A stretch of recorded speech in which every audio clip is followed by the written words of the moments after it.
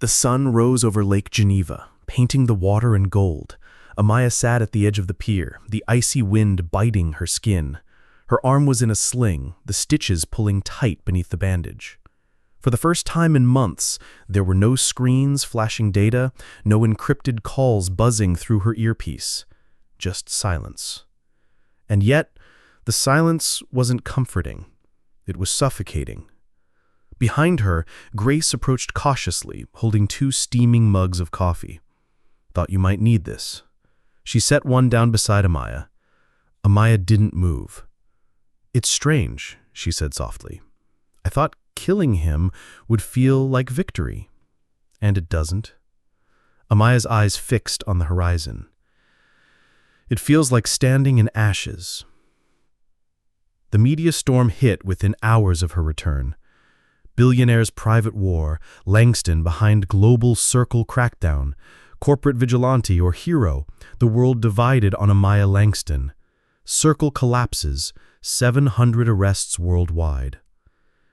Every outlet had an opinion, every headline screamed judgment. Amaya watched the coverage from her office, her face unreadable as anchors debated whether she was savior or tyrant. "Public sentiment is split down the middle," Lena reported, scrolling through live polls. "Half see you as a liberator, half call you the most dangerous woman alive." Amaya said nothing. Grace glanced at her nervously. "You knew this would happen." "Yes," Amaya's voice was quiet. "But I didn't care then. I only cared about ending them." In the boardroom, Langston Financial's directors waited as Amaya entered. Murmurs rippled through the room. Some faces held admiration, others fear. One director stood. "Amaya, we supported your crusade because the circle threatened global stability. But now, regulators are circling us. Sanctions, lawsuits, asset freezes." "You think I didn't prepare for this?" Amaya cut him off. Her tone was calm, but her eyes were knives. "Every move I made was calculated. The circle's collapse will destabilize markets, yes, but Langston Financial has already positioned itself to absorb the fallout. While others burn, we rise." A pause. Then slow, uncertain applause. But not everyone was convinced. That evening, a U.S. Senate subcommittee announced an inquiry into Amaya's activities. "Her reach has gone unchecked for too long," the chairwoman declared. "We will investigate the legality of her actions abroad." Grace watched the announcement on TV, her expression tight. "They're coming for you." Amaya didn't flinch. Let them. 2 nights later, Amaya awoke to the sound of breaking glass. She grabbed the pistol from her nightstand and moved silently toward the source. A figure silhouetted against the window, slim, agile. Not circle, too precise. Amaya leveled her gun. "Step out, slowly."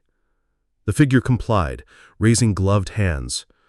A woman in her 20s, dressed in black tactical gear, her eyes sharp and assessing. "Who sent you?" Amaya demanded. "No one." "Liar." The woman's lips curved into a faint smile. "I'm not here to kill you, Ms. Langston. I'm here to offer you a deal." They sat across from each other in the dim light of the kitchen. The intruder removed her mask, revealing striking features, almond eyes, a scar across her cheek. "My name is Zara Veyron. I represent a consortium of parties interested in filling the void you've created." Amaya's fingers drummed lightly on the table. "Meaning?" "Meaning the circle wasn't the only game in town. You've weakened one syndicate. Others are rising." "You want me to partner with criminals?" Zara shrugged. "Call us what you like, but the world needs structure. Without it, chaos reigns. You can either be part of the new order or its first casualty." Amaya's gaze didn't waver. "I spent 2 years dismantling men like you. Why would I rebuild their empire?" Zara leaned in, her voice low and razor-sharp. "Because if you don't, someone else will. Someone far less moral." For the first time in hours, Amaya smiled, a cold, thin smile. Get out. Zara hesitated. Think carefully. War consumes everything. I already have. As Zara disappeared into the night, Amaya stood at the window, staring out at the Geneva lights. Grace appeared behind her. What did she want? A throne. Grace frowned. And you? Amaya's reflection in the glass looked older, harder. I don't want a throne, she said. I want peace. Do you think that's possible now? Amaya's fingers curled against the cold pane. No, but I'll build it anyway. At Langston HQ, Amaya addressed her staff the next morning. Many of you fear what comes next. So do I. But fear has never stopped us before. We will rebuild stronger than ever, not as weapons, but as guardians of what matters. Applause filled the room.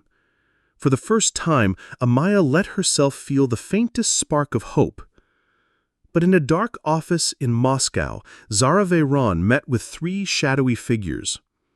She refused. She'll come around, Zara replied smoothly. Or she'll burn. The camera panned to a board covered with photographs of Amaya, her family, and her allies. A single word scrawled across the top. Targets. The sun rose over Lake Geneva, painting the water in gold. Amaya sat at the edge of the pier, the icy wind biting her skin. Her arm was in a sling, the stitches pulling tight beneath the bandage. For the first time in months, there were no screens flashing data, no encrypted calls buzzing through her earpiece. Just silence. And yet the silence wasn't comforting. It was suffocating. Behind her, Grace approached cautiously, holding 2 steaming mugs of coffee. Thought you might need this. She set one down beside Amaya. Amaya didn't move. It's strange, she said softly. I thought killing him would feel like victory. And it doesn't? Amaya's eyes fixed on the horizon. It feels like standing in ashes. The media storm hit within hours of her return. Billionaire's private war. Langston behind global circle crackdown? Corporate vigilante or hero? The world divided on Amaya Langston. Circle collapses. 700 arrests worldwide. Every outlet had an opinion. Every headline screamed judgment. Amaya watched the coverage from her office, her face unreadable as anchors debated whether she was savior or tyrant. Public sentiment is split down the middle, Lena reported, scrolling through live polls. Half see you as a liberator, half call you the most dangerous woman alive. Amaya said nothing. Grace glanced at her nervously. You knew this would happen. Yes. Amaya's voice was quiet. But I didn't care then. I only cared about ending them. In the boardroom, Langston Financial's directors waited as Amaya entered. Murmurs rippled through the room. Some faces held admiration, others fear. One director stood. Amaya, we supported your crusade because the circle threatened global stability, but now regulators are circling us. Sanctions, lawsuits, asset freezes. You think I didn't prepare for this? Amaya cut him off. Her tone was calm, but her eyes were knives. Every move I made was calculated. The circle's collapse will destabilize markets, yes, but Langston Financial has already positioned itself to absorb the fallout. While others burn, we rise. A pause. Then slow, uncertain applause. But not everyone was convinced. That evening, a U.S. Senate subcommittee announced an inquiry into Amaya's activities. Her reach has gone unchecked for too long. We will investigate the legality of her actions abroad. Grace watched the announcement on TV, her expression tight. They're coming for you. Amaya didn't flinch. Let them. 2 nights later, Amaya awoke to the sound of breaking glass. She grabbed the pistol from her nightstand and moved silently towards the source. A figure was silhouetted against the window, slim, agile, not circle, too precise. Amaya leveled her gun. Step out, slowly. The figure complied, raising gloved hands. A woman in her 20s, dressed in black tactical gear, her eyes sharp and assessing. "Who sent you?" Amaya demanded. "No one." "Liar." The woman's lips curved into a faint smile. "I'm not here to kill you, Miss Langston. I'm here to offer you a deal." They sat across from each other in the dim light of the kitchen. The intruder removed her mask, revealing striking features: almond eyes, a scar across her cheek. "My name is Zara Veyron. I represent a consortium of parties interested in filling the void you've created." Amaya's fingers drummed lightly on the table. "Meaning?" "Meaning the circle wasn't the only game in town. You've weakened one syndicate, others are rising." "You want me to partner with criminals?" Zara shrugged. "Call us what you like, but the world needs structure. Without it, chaos reigns. You can either be part of the new order or its first casualty."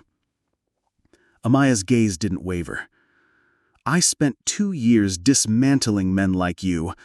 Why would I rebuild their empire?" Zara leaned in, her voice low and razor-sharp. "Because if you don't, someone else will. Someone far less moral." For the first time in hours, Amaya smiled, a cold, thin smile. "Get out." Zara hesitated. "Think carefully. War consumes everything. I already have." As Zara disappeared into the night, Amaya stood at the window, staring out at the Geneva lights. Grace appeared behind her. What did she want? A throne. Grace frowned. "And you?" Amaya's reflection in the glass looked older, harder. "I don't want a throne," she said. "I want peace." "Do you think that's possible now?" Amaya's fingers curled against the cold pain. "No, but I'll build it anyway." At Langston headquarters, Amaya addressed her staff the next morning. "Many of you fear what comes next. So do I. But fear has never stopped us before. We will rebuild, stronger than ever. Not as weapons, but as guardians of what matters." Applause filled the room. For the first time, Amaya let herself feel the faintest spark of hope. But in a dark office in Moscow, Zara Veyron met with 3 shadowy figures. She refused. "She'll come around," Zara replied smoothly, "or she'll burn." The camera panned to a board covered with photographs of Amaya, her family, and her allies. A single word scrawled across the top: targets. Snow drifted in quiet spirals outside Amaya's Geneva penthouse. Inside, the air was thick with tension. The fireplace crackled, but it did nothing to thaw the chill that had settled in her bones. She stared at the tablet in her lap, scrolling through reports of escalating violence across Europe and Asia. Power vacuums rarely stayed empty. Every rival faction that had once cowered under the Circle's shadow now clawed for dominance. Bombings in Berlin, bank seizures in Singapore, political assassinations in Sao Paulo. Grace stood nearby, arms crossed, trying to mask her anxiety. "They're tearing the world apart to claim the pieces you broke loose." Amaya didn't look up. "I knew there'd be consequences." Grace's voice cracked. "You knew, but did you care? This isn't about revenge anymore, Amaya. It's about survival, for all of us." Amaya's fingers paused over a photo of Zara Veyron. The scarred woman's smirk seemed to mock her from the screen. "She warned me," Amaya murmured. Grace's eyes widened. "You're not considering—" "I'm considering nothing," Amaya snapped. "I don't make deals with vultures, but I will destroy them. All of them." At Langston HQ, the mood was brittle. Staff whispered as Amaya passed, their admiration tempered by fear. She'd become a legend and a cautionary tale all at once. In the boardroom, Lena projected maps of known rival syndicate operations. Zara's consortium is moving fast. They've secured shipping lanes, financial networks, and key political figures in record time. Amaya's gaze swept the room. "Then we hit them faster." A board member raised a cautious hand. "With respect, Amaya, Langston Financial is a corporation, not an army. Her eyes pinned him like a blade. Then pray I don't make it one. That night, Amaya met with her private security chiefs in a cold, windowless bunker. "We're not fighting shadows anymore," she said. "We're fighting an enemy that knows me, anticipates me." One of the operatives spoke up. "They've already attempted to breach our Singapore service twice this week, and there's chatter about a planned hit on your supply chain in Nigeria." Amaya nodded. "Then we need to stay unpredictable. I'll fly to Lagos tomorrow, personally." Grace's protest was immediate. "You're still healing, and you think Zara won't have assassins waiting?" Amaya's voice was steel. "Let them come. I'm tired of waiting for them to make the first move." The flight to Lagos was tense. Amaya stared out the window as rain streaked the glass. Grace sat opposite, scrolling grimly through intelligence briefs. "You used to believe in building things," Grace said quietly. "Now all I see is you tearing them down." Amaya turned her head, her eyes shadowed. "You think I want this? You think I enjoy bleeding for a world that would rather see me dead?" Grace said nothing. Lagos was chaos incarnate. Convoys of armored SUVs carried Amaya under team through streets choked with traffic and tension. Crowds surged outside Langston's Nigerian offices, demanding answers for rising food prices, a ripple effect of global instability. Inside, executives huddled nervously. "The consortium is flooding black markets with counterfeit Langston securities," the regional director explained. "They're trying to collapse public trust." Amaya's jaw tightened. "Then we hit their infrastructure. Show them we don't bend." That night, an assassin came. A slim woman with cold eyes, slipping past perimeter guards with ease. She found Amaya alone on the rooftop, silhouetted against the Lagos skyline. "I was wondering how long it would take," Amaya said without turning. The assassin raised a silenced pistol. "You shouldn't have refused Zara." Amaya's smile was faint, almost sad. "She shouldn't have sent me someone to warn me." The assassin fired. Amaya rolled, the bullet grazing her arm. In one fluid motion, she drew her own weapon and fired back. The assassin staggered, clutching her side. "You're not the first," Amaya said, stepping closer. "You won't be the last." The assassin hissed through the pain. "She'll burn everything you love." Amaya's face hardened. "Then I'll burn her first." One final shot ended it. Back in her suite, Grace stormed in, her face pale. "Another hit? Amaya, this isn't sustainable. You're one person." "I'm one person," Amaya agreed. "But so was Marcus Langston. And he built an empire. He built it to help people. You're turning it into a weapon." Amaya turned away, her voice low. "Maybe that's all it can ever be." The next morning, news broke of 3 Langston facilities firebombed across Africa and Europe. Zara's voice crackled over an intercepted radio frequency. "This is only the beginning." Amaya's reflection in the window was colder than steel. "Then let's finish it." The night in Lagos smelled of smoke and diesel. From the 50th floor of the Langston Tower, Amaya watched the city lights flicker like nervous candle flames. Her phone vibrated on the table beside her. She didn't answer. Instead, she focused on the map spread across her desk. Pins, strings, and photographs connecting a web of Zara's operations across 5 continents. Every red pin marked a hit. Every black pin marked a loss. Grace entered quietly, holding 2 glasses of scotch. She set one down, studying Amaya's drawn face. "You haven't slept in 3 days," Amaya murmured, tracing a finger from Marrakesh to Istanbul. Grace took a slow sip. "Langston shares are plummeting. 3 countries just froze our assets, and half the board wants to remove you as CEO." Amaya didn't look up. "Then they can try." In Moscow, Zara Varan leaned back in a leather chair, a satisfied smile playing on her lips as reports rolled in. Langston's supply chains are collapsing. Her PR team is flailing. She's one scandal away from global exile. One of her lieutenants asked, "Why not just kill her?" Zara's smile widened. "Because I like watching her bleed. Besides, a public fall is sweeter than a quiet grave." Amaya struck back hard. At dawn, coordinated raids hit 5 of Zara's front companies. Servers seized, warehouses torched, millions of assets frozen overnight. Lena reported over the secure line. 3 major supply lines disrupted, but retaliation's inevitable. Let them retaliate. Every move they make exposes them further. The retaliation came faster than expected. An explosion rocked the Langston Tower at noon. Shattered glass and screams filled the air as smoke poured from the lower floors. Amaya was already moving, dragging injured staff from the debris. Grace coughed, her face streaked with ash. "This is madness! They're targeting civilians now." Amaya's eyes were flint. "They want to break me. They think I'll run." She turned to Lena. "Track Zara. I don't care what it takes. I want her location yesterday."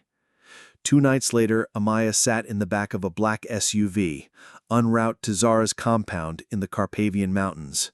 The convoy sliced through dark forests like a predator. Grace's voice came over the comms. "This is insane. You're walking into a trap." "I know, but so is she." The compound was a fortress carved into stone, lit with floodlights and bristling with guards. Amaya and her strike team disembarked silently, moving like shadows. Inside, alarms blared as gunfire erupted. Amaya darted through marble halls, dispatching guards with ruthless efficiency. She finally found Zara in an opulent office lounging with a glass of wine as if she'd been expecting her. "Well," Zara purred, setting the glass down, "you're either very brave or very stupid."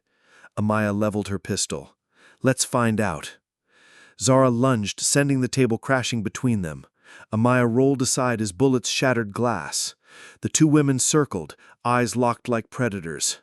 "You ruined the balance. You think you're saving the world, but you've made it weaker." "I'm not saving it. I'm cleansing it." They clashed in a flurry of strikes and counterstrikes, weapons forgotten as fists and knives took over. Zara's blade slashed across Amaya's ribs. Amaya countered with an elbow to her jaw, sending her sprawling. As Zara struggled to rise, Amaya stood over her, gun in hand. "You had a choice. You chose war. And you," Zara spat, blood on her lips, "chose to become the very monster you swore to kill." Amaya's finger tightened on the trigger. Then she froze. For a moment, Marcus Langston's voice echoed in her mind. "Don't let the war define you, Amaya. Don't lose yourself." Her hand trembled. Instead of firing, she lowered the gun. "You're not worth it." But as she turned, Zara lunged, grabbing a hidden pistol. A single shot rang out. Amaya staggered, clutching her side. Before Zara could fire again, Lena appeared in the doorway and shot her clean through the chest. Zara crumpled with a final, bitter laugh. Amaya collapsed against the wall as Lena rushed to her side. "You're bleeding badly." Amaya's lips curled into a faint smile. "It's the story of my life." Back in Geneva, Amaya awoke in a hospital bed, Grace at her side. "You're lucky Lena was there," Grace whispered. "Any later and—" Amaya nodded weakly. "It's over?" "For Zara, yes. But others will come." Amaya stared at the ceiling, her voice barely audible. "Then let them."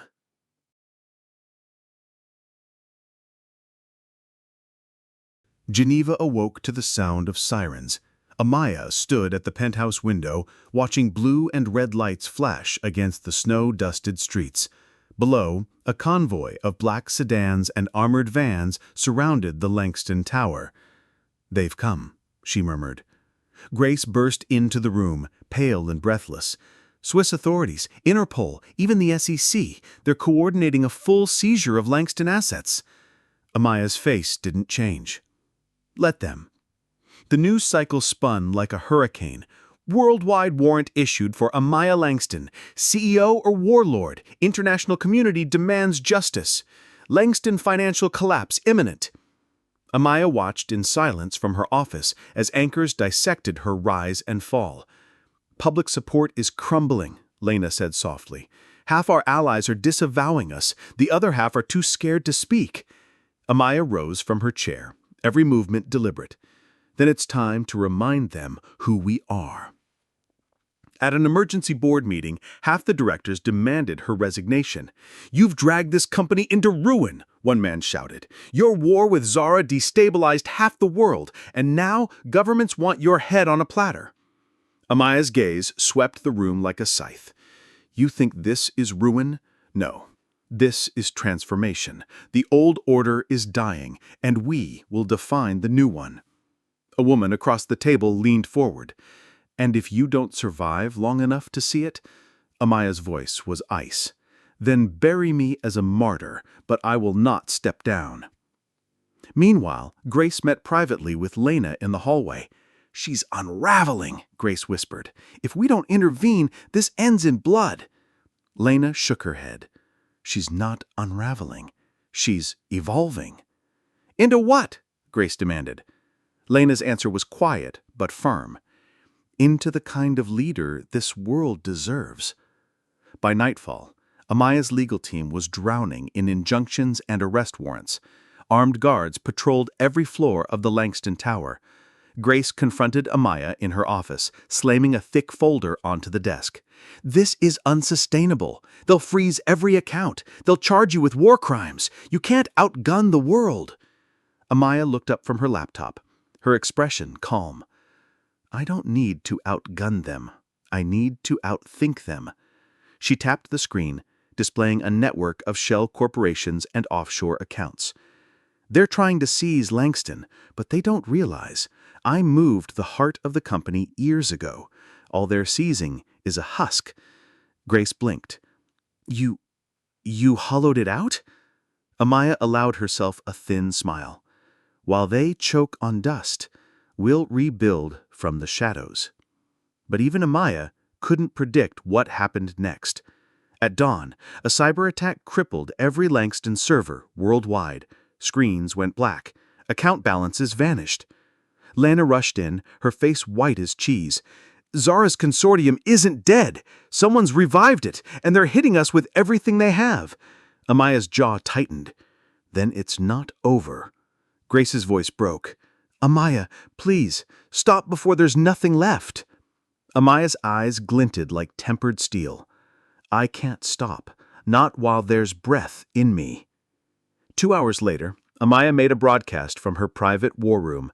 The world watched as her image appeared on screens in every major city.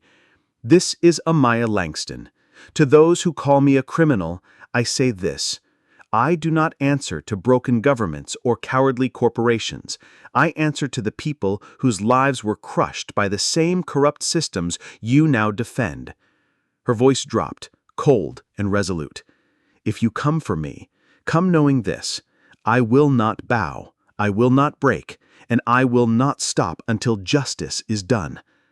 Across the globe, protests erupted, some in support of Amaya, others demanding her arrest.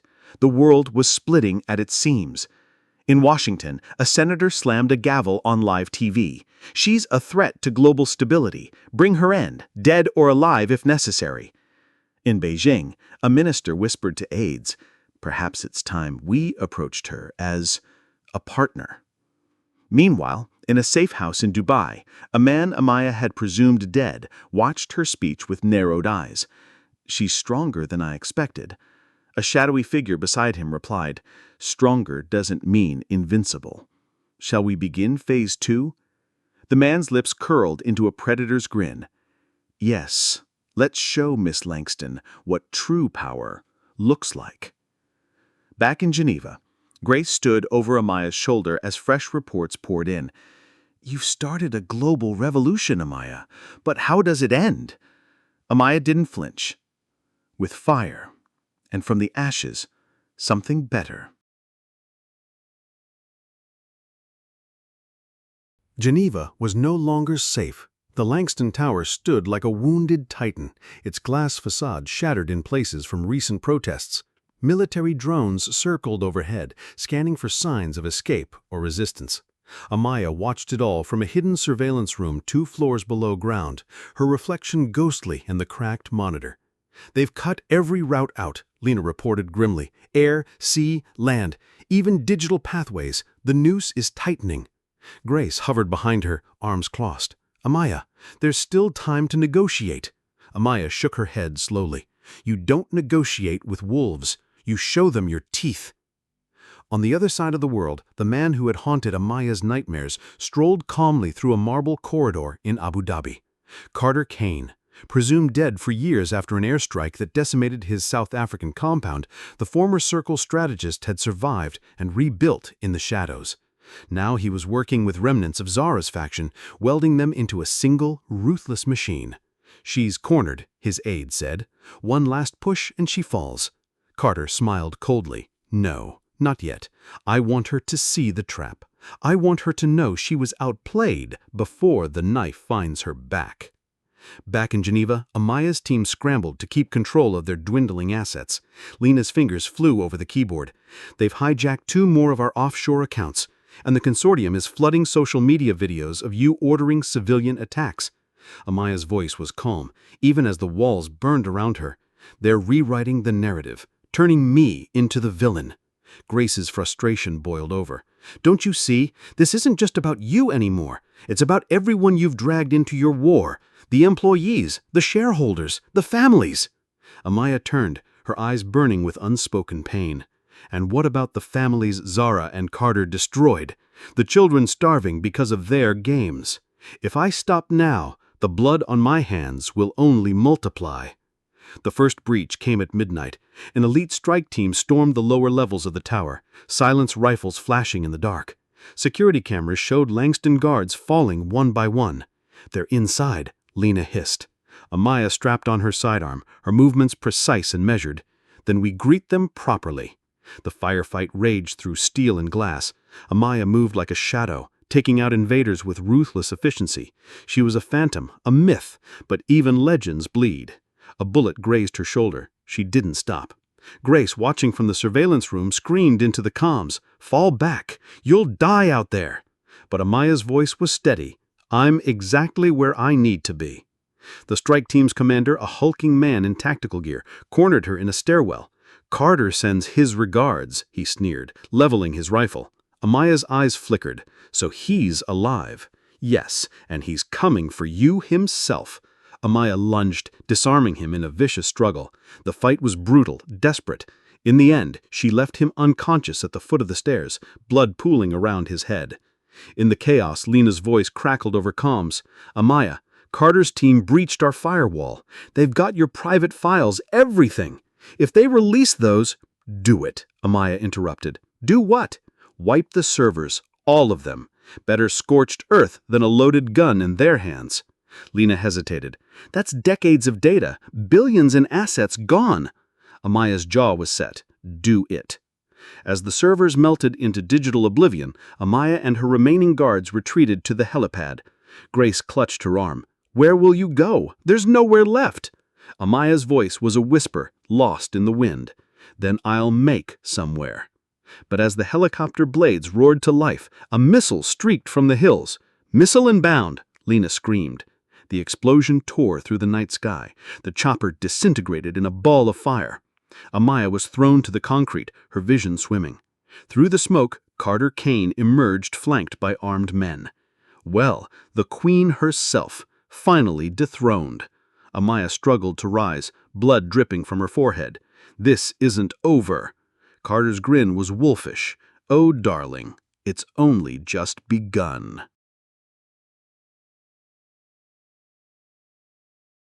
Pain lanced through Amaya's body as she crawled across the scorched concrete. The helicopter wreckage burned behind her, flames licking at the Geneva skyline. Her breath came ragged, blood trailing from a deep gash above her eyebrow. Boots crunched on the helipad. Carter Kane's silhouette cut through the smoke like a blade. He moved with the casual confidence of a predator who knew his prey had no way out. "I have to admit, Amaya," he said smoothly, "you made me work harder than anyone else ever has. But here we are, full circle." Amaya forced herself to her knees, her vision swimming. "You're still predictable, Carter. You've always wanted the spectacle, the final act where the queen falls in front of an audience." His grin widened. "Perhaps, but the world already thinks you're dead. Why not make it official?" Below, Grace and Lena huddled in the secure sub-basement, watching the scene unfold on a cracked monitor. God, she's surrounded. We have to do something. Lena's fingers flew over the keyboard, trying to override the security lockdown. I'm trying to reroute power to the drone system. If I can get even one of the automated sentries online... A burst of static cut her off. The feed went black. Damn it! Back on the roof, Amaya rose unsteadily to her feet, her hand resting on her pistol. Still clinging to that gun, Carter taunted. You're bleeding out. No backup, no empire. You've lost. Amaya's lips curled in a faint, defiant smile. I still have one thing you don't. Carter cocked his head, amused. And what's that? Conviction. In a blur of motion, Amaya drew and fired. The bullet grazed Carter's shoulder, spinning him backward. His men raised their rifles, but Amaya was already moving, diving behind enemy lines. Gunfire erupted, deafening in the cold night air. Grace's voice came over Amaya's earpiece in a whisper of static. Amaya, we've got partial control of a drone. It's not much, but... Do it, Amaya hissed between clenched teeth. A whirring sound rose above the rooftop. One of Langston's aerial drones shot out of a maintenance hatch, its mounted gun sweeping the perimeter. Carter's men scattered as the drone opened fire, buying Amaya precious seconds. She used the distraction to slip behind enemy lines, taking down 2 guards with brutal efficiency. Carter caught sight of her and raised his own weapon, but Amaya was faster. They met in the center of the helipad, guns knocked away as they collided in hand-to-hand combat. You could have joined me, Carter snarled, swinging a vicious elbow that Amaya barely dodged. You could have ruled everything together. I don't want to rule, Amaya spat, driving her knee into his gut. I want to end people like you. The fight was primal, neither willing to give an inch. Carter landed a brutal punch that sent Amaya sprawling dangerously close to the edge of the building. As he lunged, she grabbed a jagged piece of rebar from the wreckage.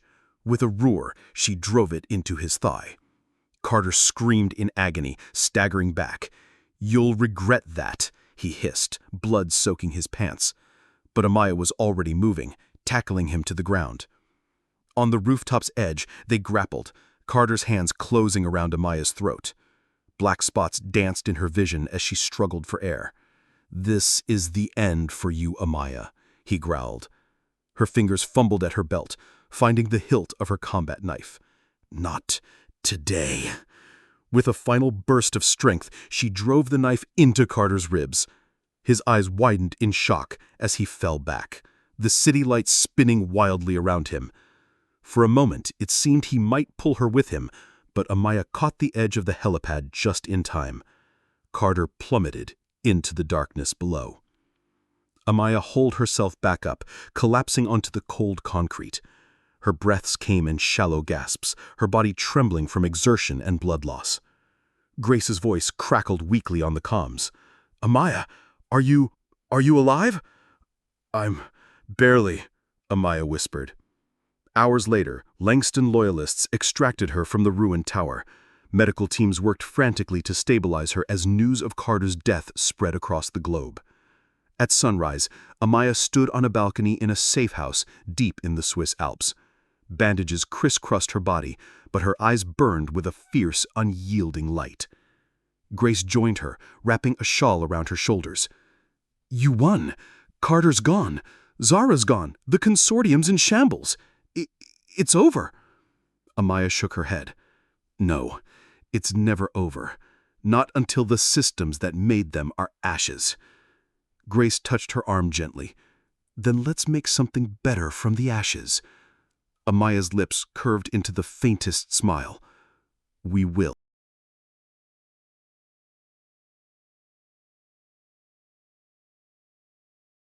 The world watched with bated breath as footage of Carter Kane's fall replayed on every screen. His body had been retrieved from the wreckage hours later, a grim symbol of the end of an era.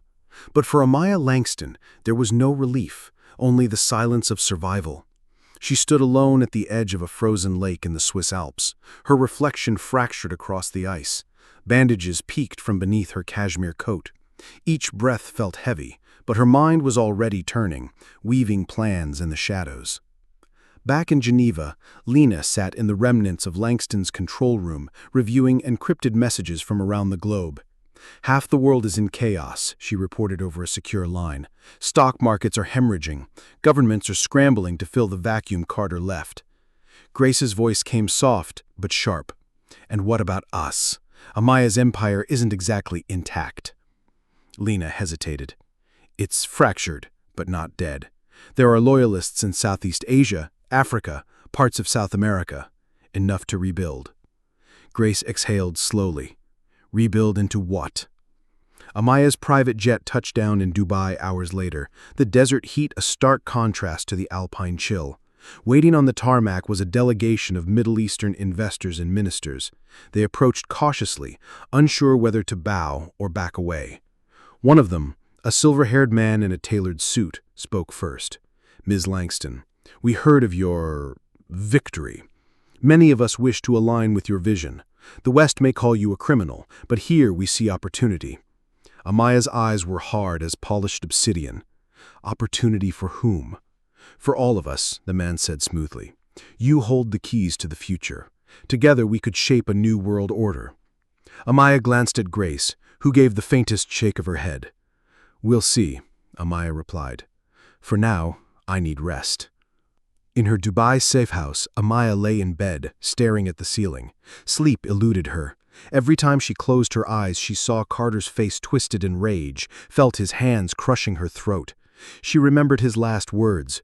"This is the end for you, Amaya." Was it? The next morning, Lena called with urgent news. "Interpol and the UN Security Council are issuing new warrants. They're branding you a warlord, a terrorist." Amaya's expression didn't flicker. "Expected." Grace's voice cut in sharply. "You can't keep fighting everyone forever. If you don't lay low, they'll hunt you to the ends of the earth." Amaya's reply was calm, almost chilling. "Then let them come." Across the globe, in a hidden facility outside Beijing, an elite circle of financiers and politicians gathered. "She's too dangerous. She's too brilliant." A younger man leaned forward. "Perhaps we don't destroy her. Perhaps we absorb her." The room went quiet. Back in Dubai, Amaya convened her most trusted advisors. Maps and digital projections littered the table. Carter and Zara are gone, but the networks they built still exist, fractured, leaderless. If we act quickly, we can consolidate them under Langston control. Lena frowned. "That's a massive undertaking, and dangerous. You're asking us to take on governments, billionaires, old money." "I'm asking you to finish what we started," Amaya interrupted. "And when it's finished, what then?" Amaya looked out the window at the blazing Dubai skyline. "We build something better. No kings, no queens, no warlords. Just equity." That night, Grace found Amaya alone on the balcony. "You're not the same woman I met all those years ago," she said softly. Amaya didn't turn. "No one survives the fire unchanged. Do you even know who you're fighting for anymore? Or are you just fighting?" Amaya's voice was almost a whisper. "I'm fighting for the girl who watched her family lose everything to men like Carter. For the mother who buried her son because she couldn't afford his medicine. For the people no one else will fight for." Grace reached for her hand. "Then let me stand with you, not as an employee, not as an advisor, as a friend." Amaya's fingers tightened slightly. "Then don't let go. The next storm will be worse than anything we faced." As dawn broke, Amaya's phone lit up with a single message from an unknown number. "You've made powerful enemies, Ms. Langston, but you've also made powerful admirers. The game isn't over. It's just beginning." Her lips curved into the faintest smile. "Good," she murmured to herself. "I hate endings." The air in the Dubai safe house was electric with tension. Amaya stood at the head of the long table, maps of global trade routes and digital projections lighting up her face. Around her sat Lena, Grace, and the last loyal members of her inner circle. "They think I'm weakened," Amaya said, her voice low and steady. "That Carter's fall left me vulnerable. But Carter was only one player in a much bigger game. Lena spoke up, her tone wary. And now the whole board is watching. The Beijing faction, the Middle Eastern bloc, even elements in the West. Everyone's circling, waiting to see who takes the throne. Amaya's eyes narrowed. I'm not here to sit on a throne. I'm here to burn it down. In Beijing, the Circle's remnants held a secret conclave. She's too dangerous, an older man said, slamming his fist on the polished table. Amaya Langston is not just a threat to our profits, she's a threat to the entire global system. A younger strategist leaned forward, eyes glinting. Or a potential asset. If we can control her, harness her influence, she could be the catalyst for a new world order. Control Amaya Langston? The older man scoffed. She's ungovernable. She must be eliminated. The younger man smirked. Everyone has a weakness. We'll find hers. Meanwhile, Amaya's team launched covert operations to regain financial footholds. Shell corporations sprang up like weeds across Southeast Asia, Africa, and South America. Offshore accounts were reactivated. Dormant allies were called upon. Grace reviewed the latest reports with growing unease. It's working, she admitted, but every move we make exposes us. One leak, one misstep, and they'll crush us before we can finish. Amaya didn't look up from the screen displaying cascading numbers in green and red. Then we won't misstep. 2 nights later, a high-security convoy carrying gold reserves disappeared in Kenya. At the same time, energy grids across parts of Europe faltered, triggering widespread panic. Both incidents were traced back to factions loyal to Langston Industries. News anchors screamed, "Amaya Langston strikes again! The Shadow Queen returns! World powers prepare for economic war!" Amaya watched in silence, her expression unreadable. "This is escalation," Grace said. "They won't let this stand. That's the point." By dawn, the coalition retaliated. Coordinated cyber attacks crippled several Langston networks. One of Amaya's African subsidiaries was seized by local authorities under international pressure. Lena stormed into the control room, rage in her eyes. "They're coming at us from all sides. If we don't slow down, we accelerate," Amaya interrupted. "Amaya, this isn't sustainable," Lena snapped. "You're burning through resources, people, yourself. At this rate, there won't be anything left to rebuild." Amaya turned, her face carved from marble. Revolutions aren't built on sustainability. They're built on sacrifice. That evening, Grace confronted her on the balcony overlooking the glowing Dubai skyline. "You've become the thing you swore to destroy," she said softly. "You're fighting power with power, fear with fear. How is this different from Carter's war?" Amaya's shoulders tensed. "Because I'm not doing it for myself." "Are you sure?" Grace asked. "Or have you lost yourself in the fire?" Amaya's gaze remained fixed on the horizon. "If I have, then I'll burn with it." Across the city, an unmarked private jet touched down. From its belly emerged the younger Circle strategist, Wei Zhang. He adjusted his cufflinks and surveyed the neon-lit streets with a predator's calm. "Langston thinks she's untouchable," he murmured to his aide. "But tonight, we remind her she bleeds like the rest of us." As midnight approached, the Langston safe house was under siege. Explosions rocked the compound. Shouts and gunfire filled the air. "They found us!" Lena shouted, dragging Grace toward the panic room. But Amaya didn't follow. She grabbed her pistol and strode toward the sound of battle. "Amaya!" Grace screamed. "What are you doing?" "Ending this." Amaya moved like a phantom through the burning corridors, picking off attackers with brutal precision. Wei Zhang's men were highly trained, but she was more than a CEO. She was a survivor forged in fire. In the central atrium, she came face to face with Wei himself. "Amaya Langston," he said with a cool smile. "You're even more impressive in person. A pity it ends here." Amaya's gun never wavered. "Your mistake was thinking you could end me." Their firefight was short, violent, and ended with Wei bleeding on the marble floor. "You think killing me changes anything?" he rasped. Amaya's expression was hard. "No, but it buys me time to change everything." By dawn, the attack had been repelled. The safe house was in ruins, but Amaya and her core team survived. As they regrouped, Lena whispered, "You can't keep this up forever." Amaya's voice was quiet but resolved. "I don't have to. Just long enough to set the world on fire." From a hidden bunker in Washington, a voice crackled over a secure line. "She survived again?" "Yes, sir," an aide replied. "Do we move to the final phase?" There was a pause, then a cold reply. "Yes. If Langston won't bow, we'll bury her." The sun rose over Dubai in turmoil.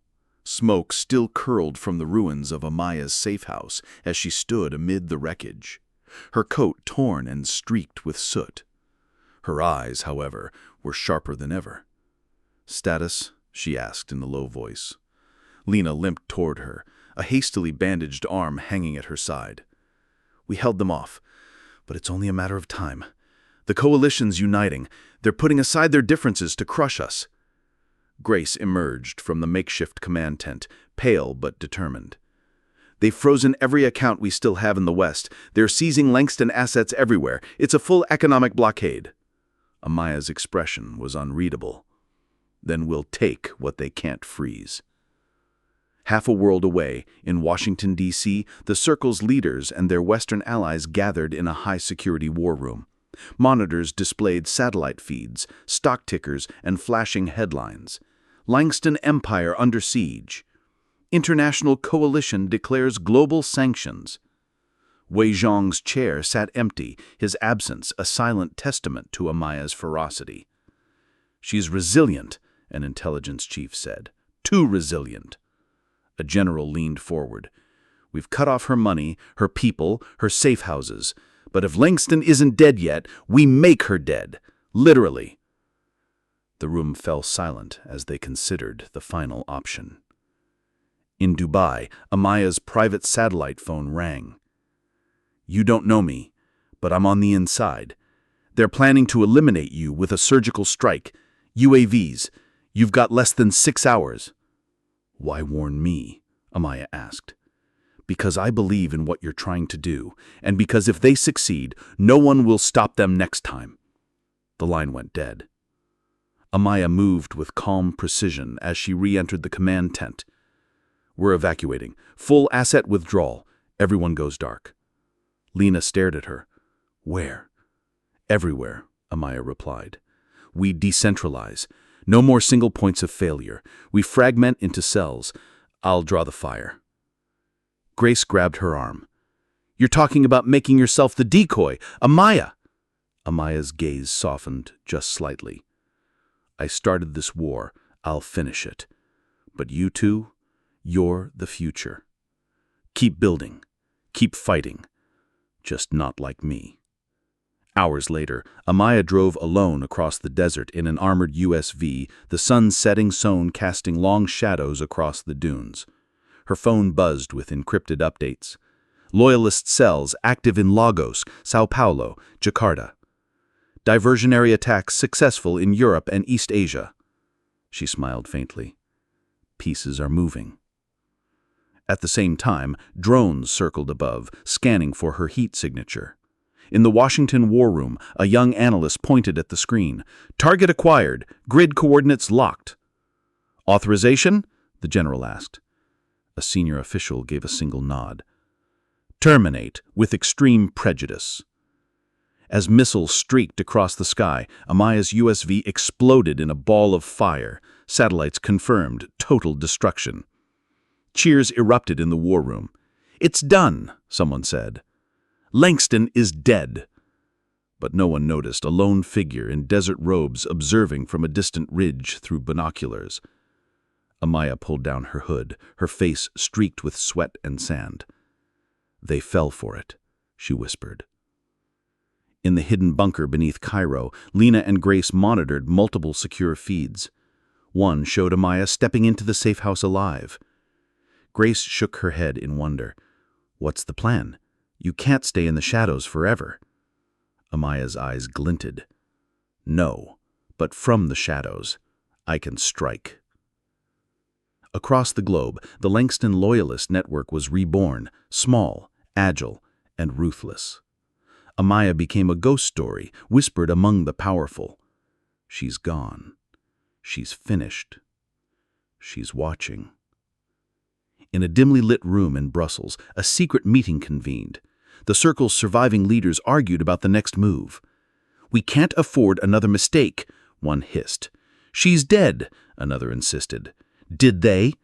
came a calm female voice from the shadows. Every head turned as Amaya Langston stepped into the light, flanked by 2 armed guards. "You," the older man stammered. "Impossible!" Amaya's smile was cold as steel. "Gentlemen, ladies, shall we discuss terms?" The room erupted in chaos as security scrambled, but Amaya raised her hand. "Sit down, or stand and die. I don't care which." One by one they obeyed. Hours later, the Circle had been dismantled, not with bullets, but with signatures.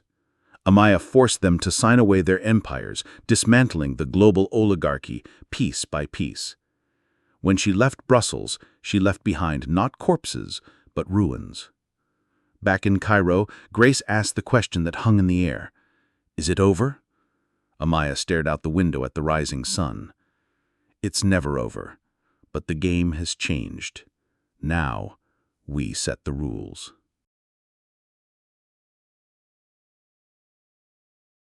The Cairo night was warm, thick with the scent of spice and diesel. From her high-rise balcony, Amaya watched the city lights flicker like a field of restless stars. Behind her, Grace and Lena argued in hushed tones. "You can't keep doing this," Grace said, walking into lions' dens, daring them to shoot. "One day someone will." "I'm still breathing, aren't I?"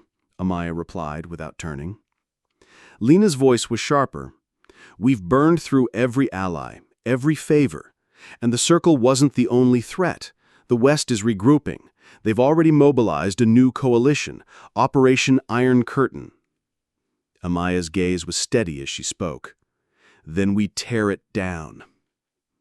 In Washington, D.C., General Stroud reviewed satellite footage of Brussels. "She's alive. Again." An aide nodded grimly. "Her reappearance has emboldened Langston loyalists. We're seeing coordinated strikes against key infrastructure in Europe and Asia. If she keeps this up, the global economy will fracture."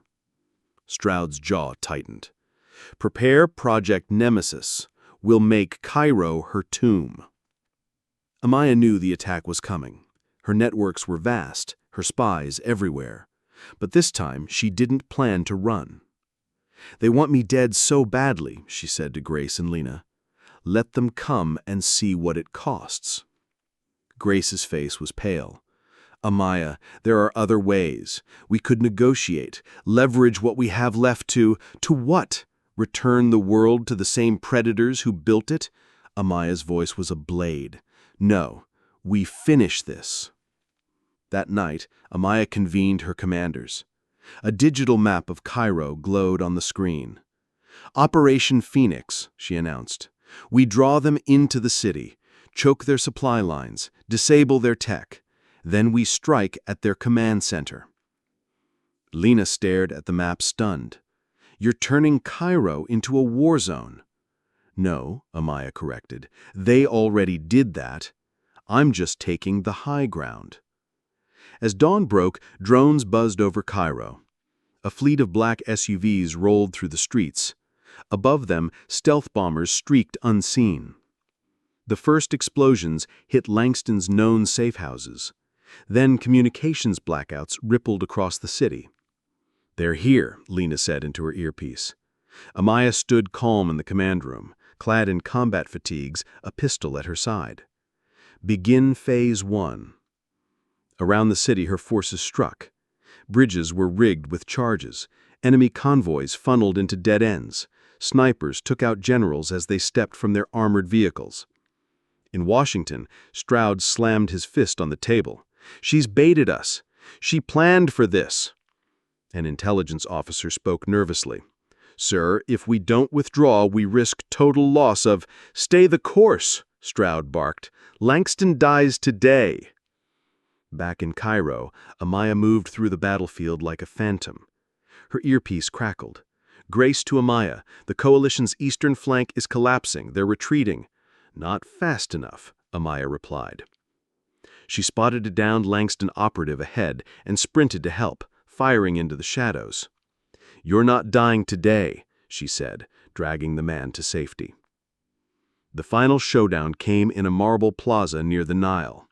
Langston's advance team, elite commandos, encircled Amaya and her last 20 fighters. "You're cornered," Stroud's voice boomed through a loudspeaker. "Surrender and we'll spare the city." Amaya stepped forward, her face calm. "You think I've fought this long to kneel now?" Stroud snarled. "Take her." The plaza erupted in gunfire. The battle was brutal and short. Amaya's forces, though outnumbered, fought with ferocity born of desperation.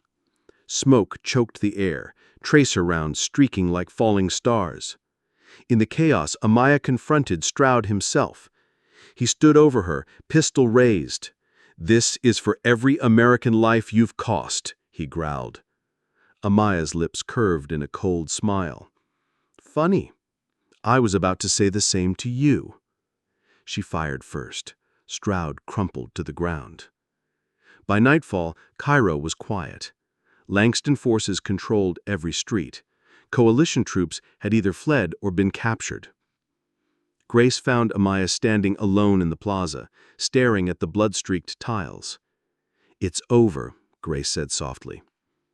Amaya shook her head. "No, it's never over, but it's our turn now." In the days that followed, Amaya broadcast a message to the world. "This isn't about empires. This isn't about me. This is about equity, about a world when no one is untouchable and no one is forgotten. Join us or step aside." Across continents, uprisings began. Flags with the Langston Phoenix symbol appeared in streets from Lagos to Buenos Aires. But in the shadows, her enemies plotted still. A council of surviving oligarchs gathered in a secure Arctic facility. "She's won this round," one said, "but Langston is only human, and all humans bleed." In Cairo, Amaya sat in her office as Lena and Grace entered.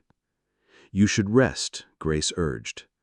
Amaya's eyes never left the glowing map of the world. "I'll rest when the world is rebuilt." The world was no longer the same. 3 months after Cairo, global markets had stabilized, but not under the familiar hands of the old oligarchs. The Langston Phoenix flag now flew above skyscrapers in New York, London, and Hong Kong. A new world order was taking shape, one where Amaya Langston was no longer a fugitive, but a figurehead of change. But power was a double-edged sword. In the Cairo headquarters, Amaya sat at the head of a gleaming conference table. Lena and Grace flanked her, along with leaders from every corner of the globe, tech innovators, grassroots organizers, even defectors from the old guard. "We've dismantled 70% of the former circle's infrastructure," Grace reported. "The remaining holdouts are fragmented, but dangerous. And there's chatter." Amaya's eyes narrowed. "What kind of chatter?" "An assassination plot. They're calling it Project Eclipse." Thousands of miles away, in a frozen Arctic compound, the remnants of the circle met in secrecy. "She's become a myth," one said bitterly. "Langston, the untouchable. The world kneels for her." "She's flesh and blood," another replied. "We'll remind them." The plan was simple: a coordinated strike across 3 continents. Simultaneous attacks designed not only to kill Amaya, but to destroy every vestige of her movement. Once she falls, the Phoenix burns. Back in Cairo, Amaya moved with her usual calm, but Grace could see the tension in her shoulders. "You don't have to do this alone," Grace said one night on the balcony. Amaya's eyes lingered on the city lights below. "I've carried this alone from the start. If I fall, it ends with me." "Or," Grace said gently, "you let us fight too. You built this movement. Let it stand on its own legs." Amaya didn't answer. The first attack came in Lagos. A suicide drone detonated near a Langston medical convoy, killing 2 key coordinators. Hours later, in Buenos Aires, cyber attacks paralyzed financial networks tied to the new regime. In Cairo, alarms blared. "They're hitting us everywhere at once," Lena shouted. "It's Project Eclipse. They're going all in." Amaya strode into the command center, her expression hard as steel. "Activate Contingency Alpha. Seal all facilities. Mobilize every cell worldwide." Grace hesitated. "And you?" "I'm going hunting," Amaya replied. Tracking the plotters wasn't easy, but Amaya had built her empire on knowing her enemies better than they knew themselves. Piece by piece, she followed digital breadcrumbs to the Arctic compound. It was a fortress: barbed wire, guards in thermal gear, motion sensors. Amaya went in alone. The final confrontation was silent and brutal. She took down guards like shadows falling. When she reached the inner chamber, a half-dozen of the world's most powerful men and women sat around a table, sipping brandy. "You made it," one said with false bravado, "but even you can't kill an idea." Amaya raised her weapon, her voice calm. "You're right. That's why I won't kill you." Confusion flickered.